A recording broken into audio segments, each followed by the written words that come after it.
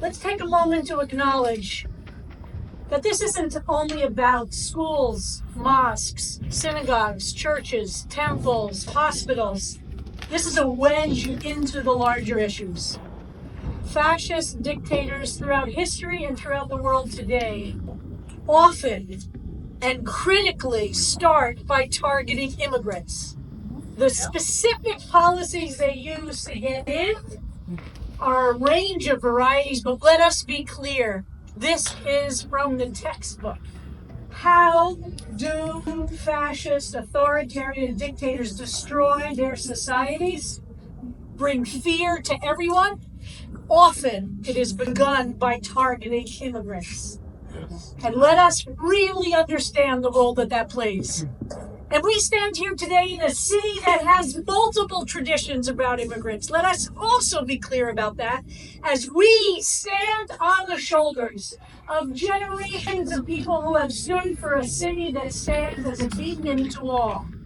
Many people have come to this city in multiple ways, and it has not been easy. And there have been others before us who have stood up to make it possible. Let's begin right here. Peter Stuyvesant is buried on the grounds of this church. When the first Jews arrived on the shores of New York City, which was then called New Amsterdam, in 1654, Peter Stuyvesant would not let the Jews off the boat, and he wrote back to his bosses, the Dutch West Indies Company, said, if we left the Jews off, guess who's going to come next? The Papists, the Catholics. This is the classic tactic, right? You let one in, the others will come. The idea of diversity itself has always been a challenge, and we as a people continue to rise to that challenge. And each of us and all of our groups stand on the shoulders of all of those who have fought so hard, whether it's been for Africans who were brought here in chains, or Jews who came here along with the Italians and the Irish, or the Chinese and the Asians and the Southeast Asians, or the Latin Americans, all have come with great and profound struggle. It will be unto us to decide on whose shoulders we stand. Those who want to shut the doors behind any of us who already came here, or those of us who insist on making sure those doors stay open.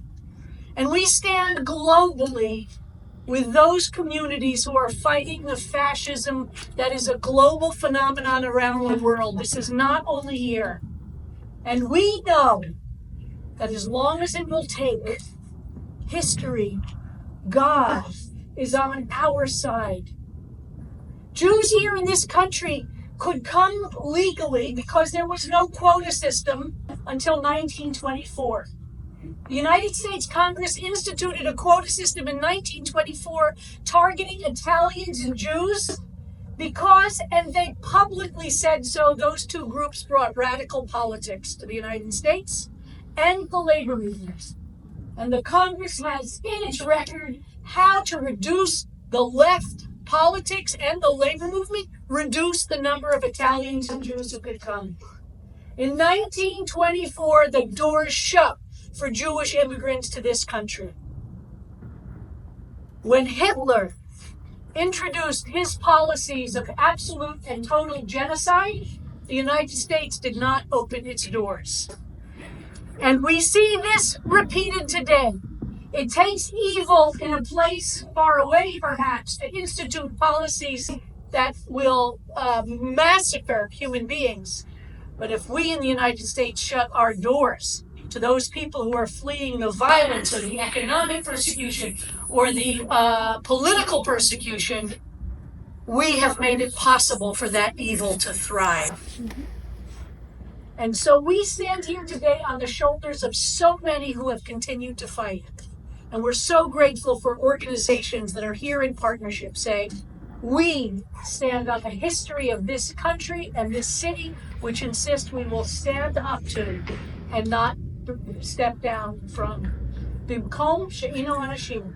In the Jewish tradition, we say, in a place where humanity has disappeared, in a place where people are not acting like human beings, it is exactly that moment that we are each called upon to be the human beings that God has created, full of love, of light, and of hope.